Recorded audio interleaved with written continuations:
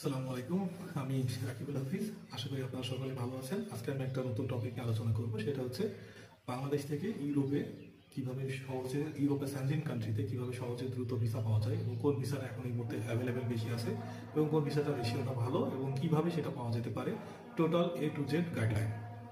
First আমরা যেটা করব যে পর্তুগালের ওয়ার্ক পারমিট। এই মুহূর্তে আমরা জানি পর্তুগালের ইউরোপের একটি স্যানজিন একটা কান্ট্রি।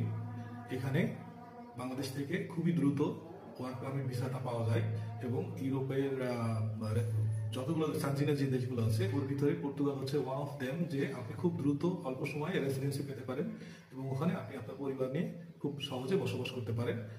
এবং সেটার জন্য কিছু প্রসেস বা টিপস আছে, সেগুলো আমি আপনাদেরকে স্টেপ বাই স্টেপ শেয়ার করবো। ওকে, ফার্স্ট আপনাকে ইউরোপের স্যানজিন কান্ট্রির ভিসা পেতে হলে কি করতে হবে? স্যানজিন কান্ট্রির ভিতরে এই মুহূর্তে আমরা জানি পর্তুগালের ভিসা রেশিওটা খুবই ভালো এবং অ্যাভেলেবেল আছে।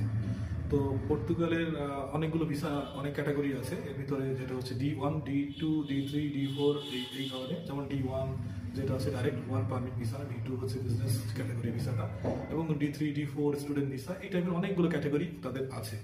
তো এখন আমরা বাংলাদেশি পাসপোর্ট আমরা আসলে সব ক্যাটাগরি এখানে টাচ করতে পারি না।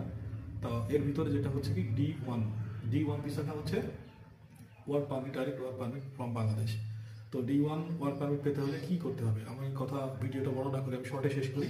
D1 ওয়ার্ক পারমিট ভিসাটা পেতে হলে সর্বপ্রথম আপনাকে যেতে করতে হবে পর্তুগালের কোনো লোকাল বা কোনো ফরেন কোম্পানি থেকে। ওখান থেকে আপনাকে একটা রিকমেন্ডেশন নিতে হবে এবং ওখান থেকে আপনাকে ওই দেশের ওয়ার্ক পারমিট লাগবে।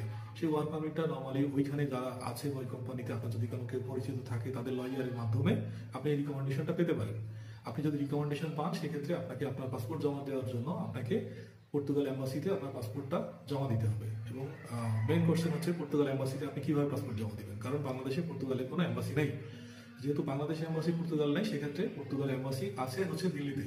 তো আমরা ডেফিনেটলি তখন আমরা করবো কি, ইন্ডিয়ান ভিসা করে আমরা দিল্লিতে যাবো এবং দিল্লিতে পৌঁছে আমার পাসপোর্টটা জমা দেবো। আচ্ছা, এখানে কোশ্চেন আসতে পারে, আমি কি গিয়েই সরাসরি পাসপোর্টটা জমা দিতে পারি? না, আপনি গিয়েই আপনার পাসপোর্টটা সরাসরি জমা দিতে পারবেন না।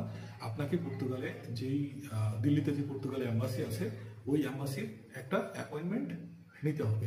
সেই অ্যাপয়েন্টমেন্টের যে ডেট, যেই টাইমটা মেনশন করা থাকবে ওই ডেট ওই টাইমে গিয়ে আপনি আপনার পাসপোর্টটা জমা দেবেন।